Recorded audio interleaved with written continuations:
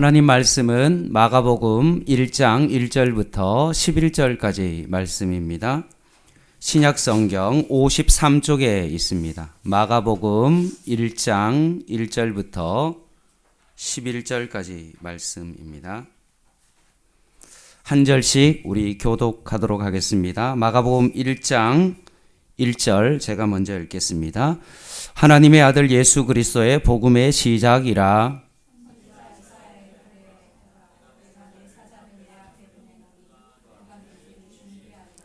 강야에 외치는 자의 소리가 있어 이르되 너희는 주의 길을 준비하라. 그의 오실 길을 곧게 하라. 기록된 것과 같이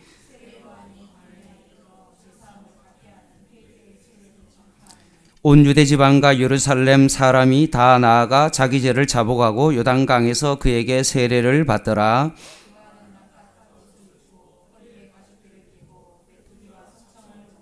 그가 전파에 이르되 나보다 능력 많으신 이가 내 뒤에 오시나니 나는 굽혀 그의 신발끈을 풀기도 감당하지 못하겠노라.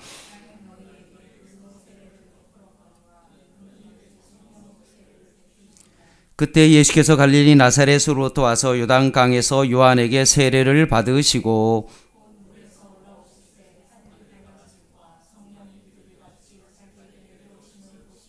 같이 읽겠습니다. 하늘로부터 소리가 나기를 너는 내 사랑하는 아들이라 내가 너를 기뻐하노라 하시니라. 아멘. 오늘 자리가 참 재미있게 앉았습니다. 이쪽은 다 선교사님들이시고 이쪽은 저에게 성도님들이시고 그래서 오늘 선교사님들과 함께 지금 예배를 드리고 있습니다. 한 분은 베트남 가셔서 오늘 참석 못했고요. 예배가 자유스럽게 드려지는 예배인데도 이렇게 함께 예배 드려 주셔서 너무나 감사드리고 선교사님이 이곳에 앉아있는 그 자체만으로 양문교회 정말 큰 축복이 되는 줄 믿습니다. 아멘.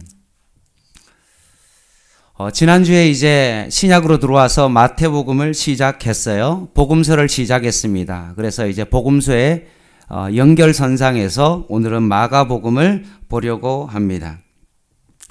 복음서는 바로 무엇입니까? 하나님의 나라가 메시아에 의해서 성취될 것이다 라고 하는 선지자의 그 예언이 이루어진 것, 그것이 바로 복음서이죠.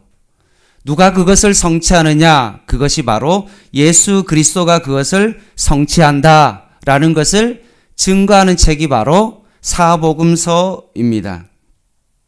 그래서 사복음서는 공통적으로 우리를 구원하시고 우리에게 하나님의 나라를 선물하시고 그것을 성취하는 분이 예수님이시다라는 공통의 분모를 가지고 있습니다. 따라서 오늘 이 복음서를 보면서 예수님이 사복음서 그냥 성경책 안에 있는 그런 말씀이 아니라 실제로 살아있어서 우리의 마음 가운데 역사하시는 그런 복음서로서 오늘 말씀을 같이 한번 보기를 원합니다. 따라서 사복음서는 이렇게 공통적인 어떤 그런 부분도 있지만 때로는 사복음서의 어떤 각자의 어떤 그런 특징이 있는 것입니다. 지난주에 마태복음을 보면서 제목을 이렇게 정했습니다. 왕으로 오시는 예수님이라는 제목을 정했죠.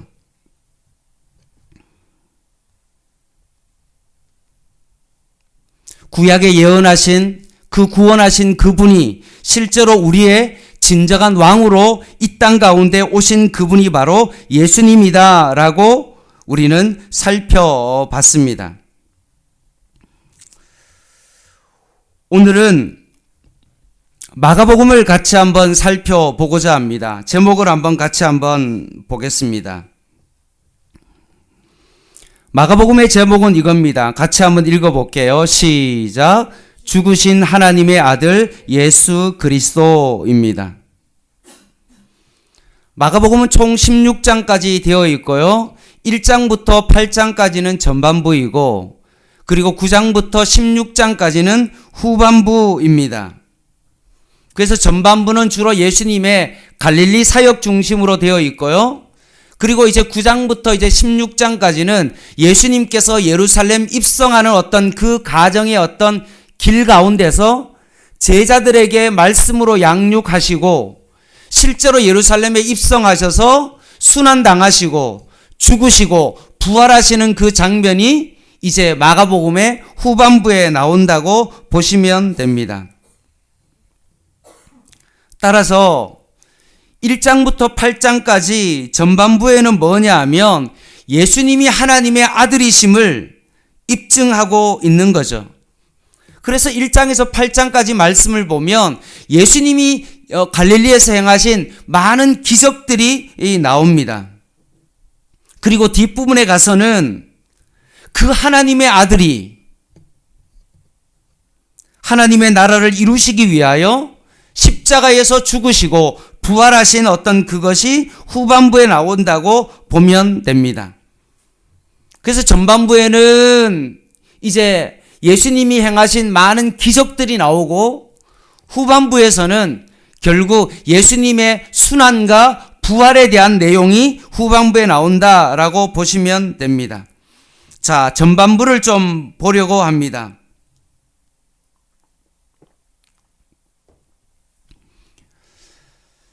마태복음은 왕으로 오신 예수 그리스도입니다. 그렇기 때문에 이 마태복음의 그 글을 읽는 수신자들은 누구입니까? 유대인들이죠. 그래서 유대인들에게 전해지는 어떤 그런 말씀이기 때문에 마태복음을 보면 처음부터 족보가 나옵니다. 그리고 구약의 내용을 가장 많이 인용한 부분이 바로 마태복음이죠. 이유가 뭡니까? 그 대상이 구약 성경을 너무나 잘 알고 있는 그 유대인들에게 너희가 그렇게 기다렸던 그 메시아가, 구약에 예언된 그 메시아가 실제로 이 땅 가운데 오신 그분이 바로 하나님의 아들 예수 그리스도다라는 것을 증거하기 위해서 마태복음이 기록되었다는 것이요. 그런데 오늘 읽고 있는 우리 마가복음은 그 수신자들이 유대인들이 아니라 누구입니까? 이방인들입니다. 그러니 이방인들은 구약 성경을 잘 알지 못하죠.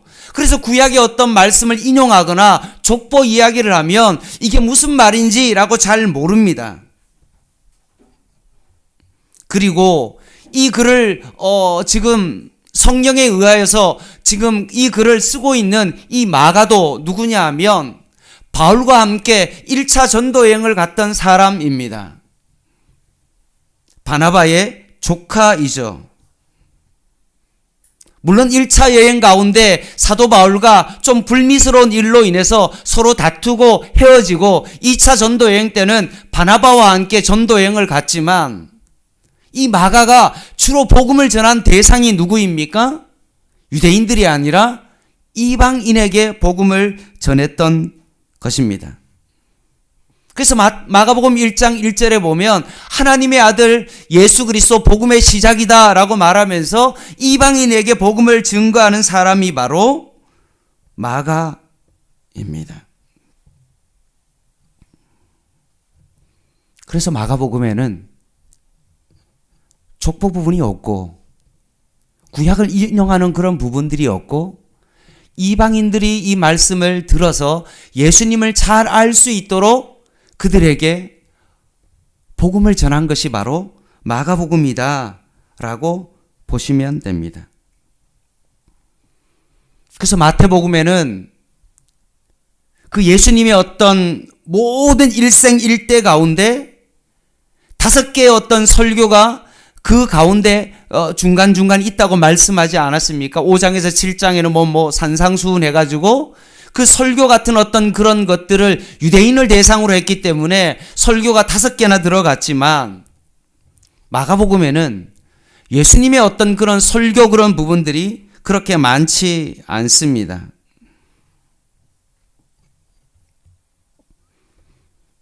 그래서 많은 설교 부분도 생략되었다라고 보면 됩니다. 그래서 마태복음은 28장이지만 실제로 마가복음은 16장이죠. 조금 거기 마태복음의 절반이 조금 더 되는 어떤 그 정도의 분량입니다. 그래서 마가는 마태복음에 비해서 분량은 적지만 예수님의 어떤 기적에 되게 집중하고 있다는 사실입니다. 그래서 예수님 안 믿는 사람에게 막 구약 이야기하면 지루하고 이해하지 못하니까 그냥 이방인들에게 그들이 이해할 수 있도록 예수님께서 하나님의 아들로서 예수님께서 이루신 많은 기적의 내용들을 기록해 놓은 것이 바로 마가복음입니다. 그래서 족보 얘기하면 못 알아들으니까 족보 이야기를 하지 아니하고 내가 경험한 것, 하나님께서 기적을 일으킨 그 장면을 내가 눈으로 목도하고 병을 낫게 하고 내 삶의 어려운 부분을 해결하는 어떤 그런 부분들을 이야기함으로 말미암아 간증하는, 하나님을 간증하는 어떤 그런 내용이 바로 마가복음이다라고 그렇게 보시면 됩니다.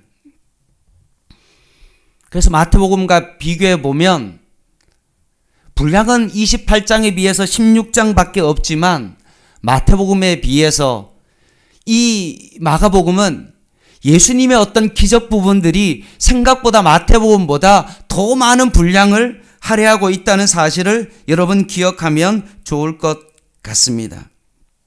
자, 그러면 실제로 한번 말씀을 한번 보겠습니다.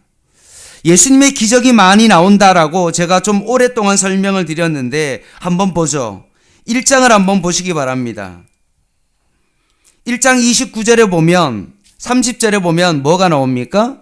시몬의 장모가 열병으로 누워 있습니다. 베드로의 장모가 열병으로 누워 있는데 그 장모의 질병을 마가복음 1장에 족보 이야기하고 있지도 아니하고 바로 그것을 고치는 장면이 나옵니다. 그리고 그뿐만 아니라 그 뒤에 있는 32절에 보면 뭐라고 되어 있냐면 1장에 보면 모든 병자와 귀신 들린 자들을 고쳐주고요. 나중에는 40절에 보면 나병 환자까지 고쳐줍니다. 1장부터 나오는 게 뭡니까? 예수님의 기적과 치유에 대한 내용입니다. 2장에 보면 뭐가 나옵니까? 중풍병자를 고치시는 그런 장면이 나옵니다. 3장을 한번 보시죠. 해당의 3장 1절에 보면 손 마른 사람이 나오는데 그 손 마른 사람을 고치십니다. 4장을 한번 보시죠. 어떤 일이 있습니까? 4장 35절에 보면 예수님께서 바다를 잔잔케 하시는 기적을 일으키십니다. 5장을 보시죠. 뭐가 나옵니까? 군대 귀신 들린 자를 고쳐주십니다. 그 다음에 21절에 보면 혈류증하는 여인과 해당장 야이로의 딸을 고치시는 장면이 나옵니다. 6장을 한번 보시죠. 뭐가 나옵니까? 우리가 너무나 잘 아는 5,000명을 먹이시는 그런 말씀이 나옵니다. 그리고 6장 45절에 보면 바다 위를 걸어가시는 예수님의 모습이 나오죠. 뿐만 아니라 53절에 보면 게네사렛 땅에서 병자들을 고치는 장면이 나옵니다. 7장은 어떻습니까? 24절에 보니까 거기서부터 쭉 나오는 게 뭡니까? 수로보니게 여인의 딸과 기먹고 말을 더듬는 그 사람의 병자를 고치십니다. 8장은 어떤 말씀입니까? 4,000명을 먹이시는 장면이 또 나옵니다. 그리고 22절에 보면 벳세다에 이르러서는 어떤 일이 벌어집니까? 시각장애인을 치유하십니다. 9장을 넘어서 10장에 가면 어떤 일이 벌어집니까? 바디메오가 눈을 뜨는 장면이 나옵니다. 46절부터 쭉 기록되어 있죠.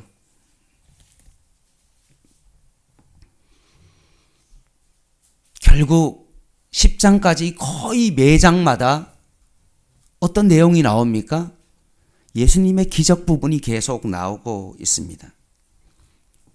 그냥 예수님께서 말씀으로 고치셨다라고 이야기하지 아니하고 아주 마가는 자세하게 예수님의 기적 부분을 말씀하고 있는 것입니다.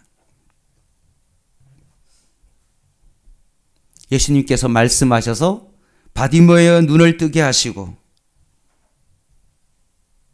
바디메오가 눈을 뜨자 어떤 일이 벌어집니까? 바디메오가 길에서 예수님을 쫓아가는 그런 일들이 일어나는 것입니다. 한센병자도 고치시고 손 마른 자도 치유하시고 바다를 잔잔케 하시고 귀신 들린 자를 치료하심으로 말미암아 마가는 8장까지를 통하여서 예수님의 기적을 통하여 예수님은 못하실 것이 없으신 하나님의 아들이심을 증거하고 있는 것입니다. 우리의 삶에도 이런 기적의 역사가, 치료의 역사가, 고침을 받고 예수님을 따라가는 그런 역사가 우리의 삶 가운데도 일어나기를 간절히 바랍니다. 자, 후반부를 한번 보겠습니다. 9장부터 16장 말씀입니다. 후반부는 뭐라고 말했습니까? 이제 예수님이 예루살렘에 입성하기 위하여 예루살렘을 향해 가는 어떤 그런 과정 속에 있습니다.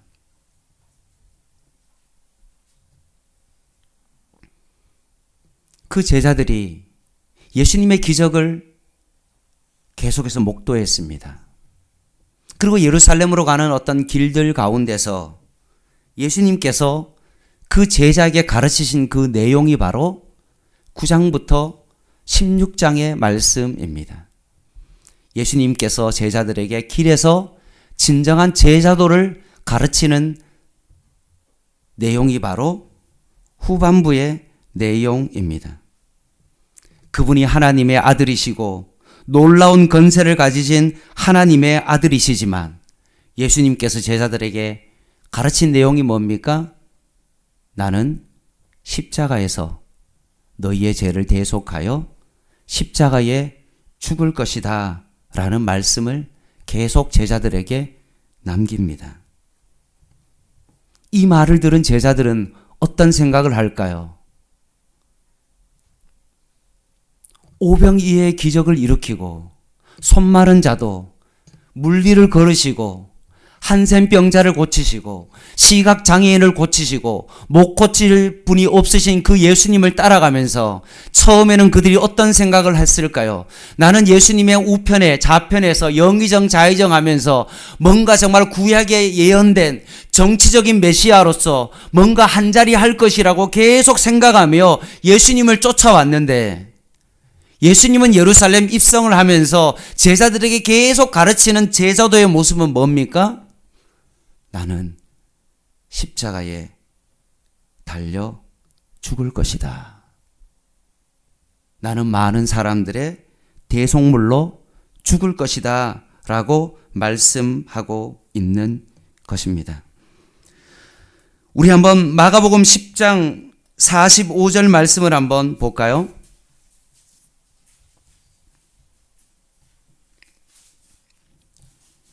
마가복음의 핵심 구절이죠. 같이 한번 읽어보겠습니다. 마가복음 10장 45절 시작.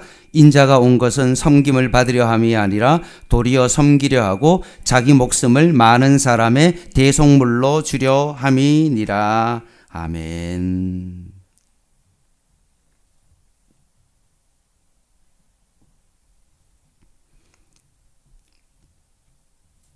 제자들은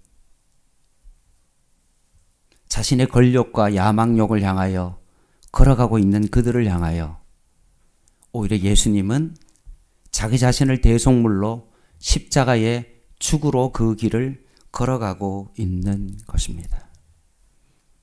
이것이 뭡니까?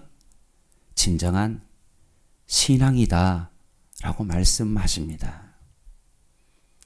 기적을 통하여서 정말로 못하실 것이 없으신 그 예수님께서 내가 원하는 것을 얻고 치료받는 것이 내 삶의 목적이 아니라 우리의 삶의 목적은 예수님을 따라 오히려 다른 사람을 섬기고 많은 사람의 대속물로 주기 위한 하나님의 진정한 계획함이 거기에 있는 것입니다.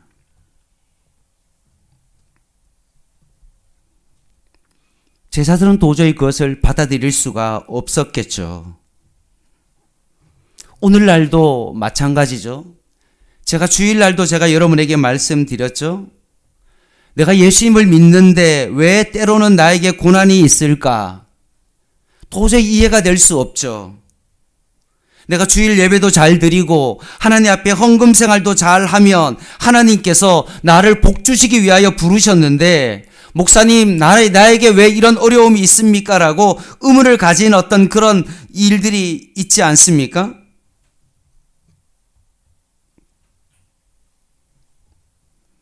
그러면서 마가복음은 우리에게 말씀합니다. 우리의 삶 가운데 마가복음 8장까지의 많은 기적들과 감당할 수 없는 어떤 그런 많은 어떤 그런 기적들이 우리의 삶 가운데 있을 수 있지만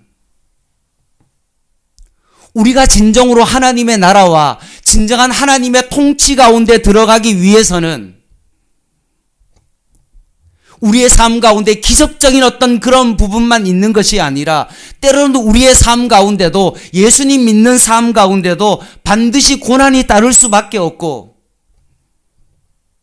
진정한 제자도의 삶을 살아가는 진정한 삶의 모습은 우리가 예수님처럼 내 자신을 십자가의 죽음으로 말미암아 많은 사람의 대속물로 주기 위한 그런 가정이 우리 안에 필요하다는 것입니다. 단지 내 목적을 이루기 위해서 기적이 내 삶 가운데 필요하여 그것을 이루는 삶이 아니라 이제는 예수 그리스도께서 내 삶의 주인이요 나의 통치자요 나의 죄를 온전히 주님 앞에 회개함으로 말미암아 내 삶의 주인이 바로 예수 그리스도임을 인정하고 내가 그 길을 따라가는 것만이 진정한 주님의 제자다라고 말씀하십니다.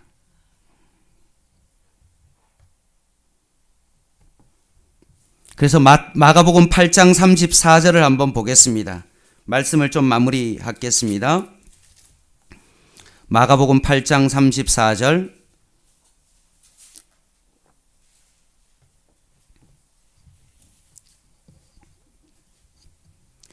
(8장까지가) 예수님의 기적인데 기적을 마무리하면서 진정한 제자도로 들어가는 9장 전에 예수님께서 무리와 제자들을 불러 이렇게 말씀하십니다. 뭐라고 말씀하십니까?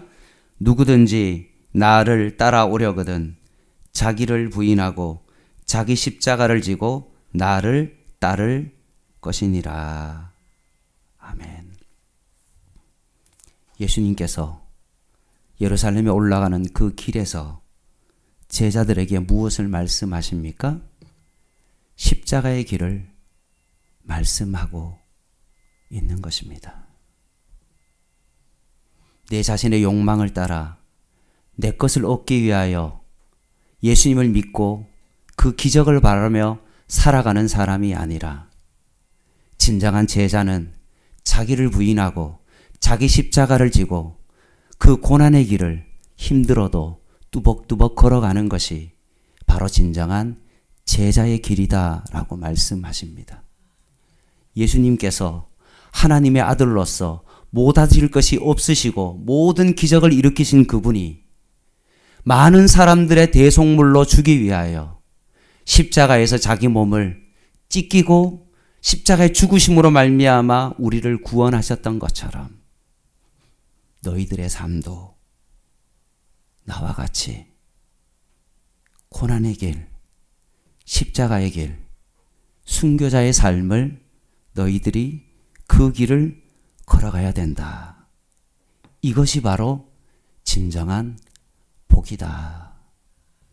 기적을 통해서 너희에게 없었던 것이 생기고 배부르고 채워지고 기적과 같은 치유의 능력이 일어나는 것이 진정한 복이 아니라 힘들어도 주님의 제자로서의 삶을 따라가는 그 길, 그것이 바로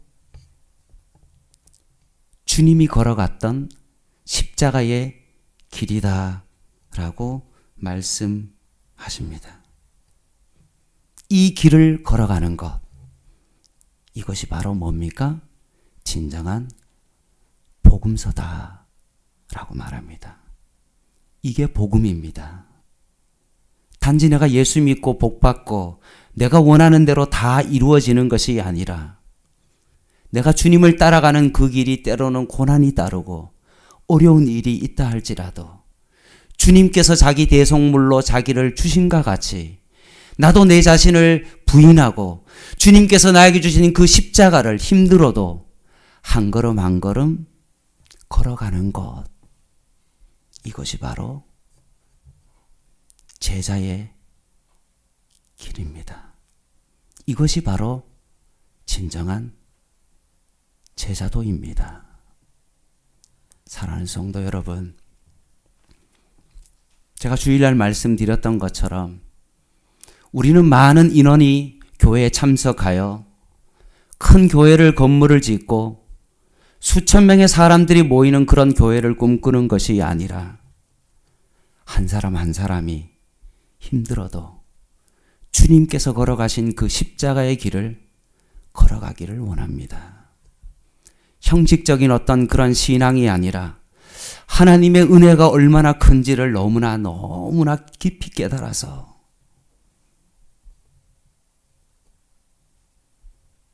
하나님께서 내 삶의 중심이고 말씀이 내 삶의 중심이고 교회가 내 삶의 중심이고 예배를 실패하면 정말로 삶도 실패한다는 그런 마음을 가지고 힘들어도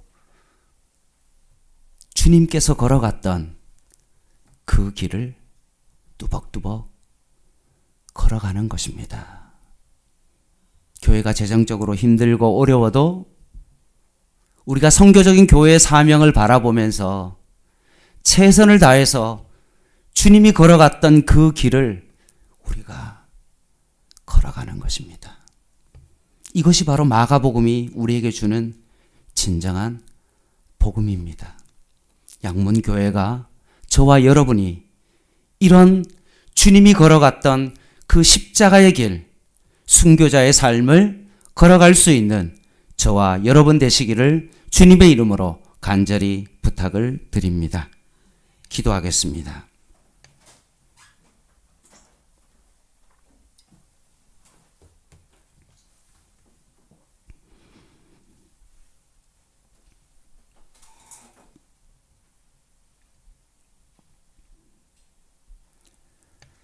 하나님 아버지, 건세와 능력에 충만하신 하나님의 아들, 그 놀라운 기적을 일으키신 그분이 우리를 위하여 십자가에 죽으신 것을 오늘 이 저녁에 기억하게 하여 주시옵소서. 죄가 없으신 그분이 우리를 위하여 십자가에 죽으셨던 것처럼 우리도 다른 사람을 위하여 십자가에 죽고 믿음으로 그 길을 걸어갈 수 있는 저희들 되게 하여 주시옵소서. 특별히 하나님께서 양문교회를 불쌍히 여겨주셔서 마지막 주님이 오시는 그날까지 하나님 선교적인 교회의 사명을 잘 감당케 하여 주시고 주님이 걸어가셨던 그 십자가의 길, 순교자의 그 삶을 우리가 오늘도 한 걸음 한 걸음 걸어가는 그런 교회 되게 하여 주시고 주님께서 제자들에게 가르쳐 주셨던 그 진정한 제자도의 그 길을 걸어가게 하여 주시옵소서. 누구든지 나를 따라오려거든 자기를 부인하고 자기 십자가를 지고 나를 따르라고 말씀하신 그 말씀처럼 내 자신을 부인하고 십자가를 지고 주님을 쫓아가게 하여 주시고 나는 죽고 예수로 살아가는 진정한 삶이 우리 안에 있게 하여 주시옵소서. 예수님의 이름으로 간절히 기도드립니다. 아멘. 찬양하도록 하겠습니다. 십자가의 길, 순교자의 삶. 네, 함께 찬양하도록 하겠습니다.